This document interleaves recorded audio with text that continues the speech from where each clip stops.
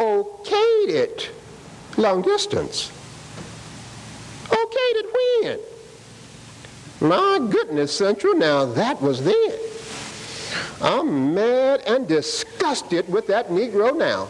I don't pay no reverse charges nohow. You say I will pay it. Else you take out my phone. You better leave my phone alone. Now, I didn't ask him to telephone me. Roscoe knows darn well long distance ain't free.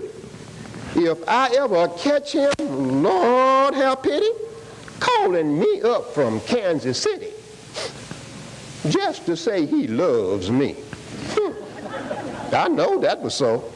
Why did he tell me something I don't know? For instance, well, what can them other girls do that Alberta K. Johnson can't do, and mo too? What's that, Central? You say you don't care nothing about my private affair. Well, even less about your phone bill does I care. You say I gave my okay. Well, that okay you may keep, but I sure ain't gonna pay. Well, our first stop was at Coulter Academy, a colored boarding school in Pennsylvania.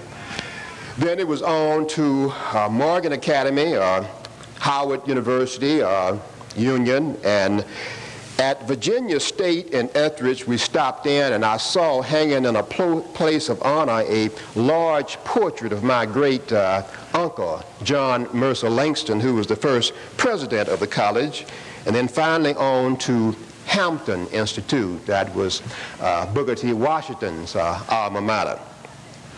Hampton is the most beautiful of Negro colleges, green and grassy and with beautiful inlets coming from the bay. That month, however, a most tragic thing happened.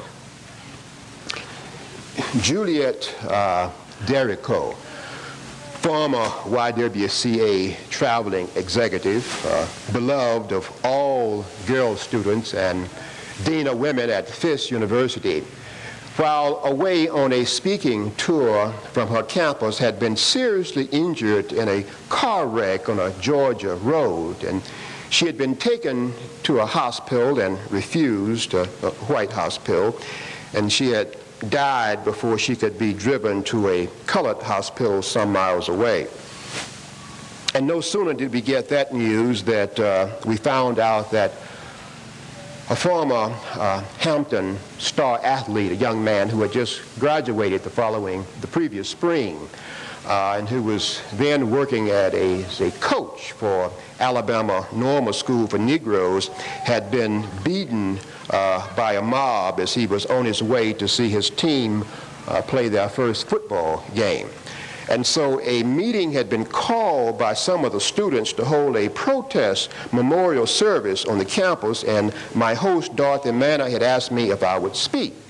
And I was standing there next to her as she lamented the loss, as she was saying, gee, Juliet Derrico, how could anyone refuse her service, a hospital injured and bleeding like that just because she's colored? And our athlete beating by a southern mob just because he had parked his car in the wrong parking lot by mistake.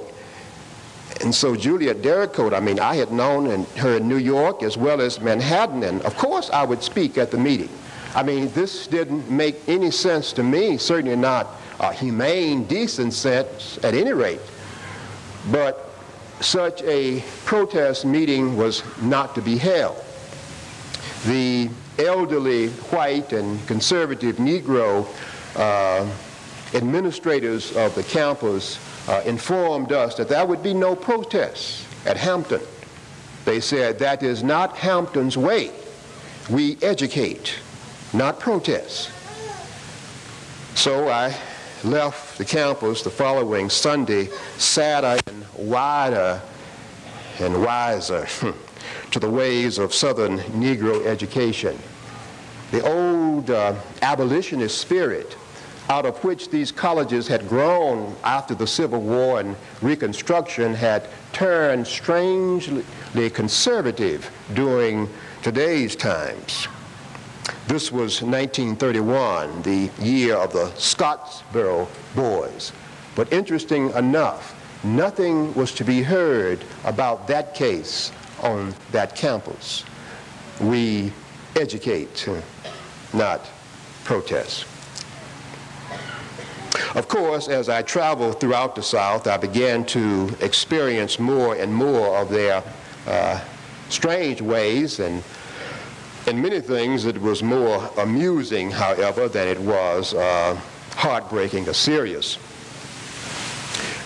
I remember, due to my interest in the book review sections, whenever I was in New York, I would always get a copy of the Sunday Times.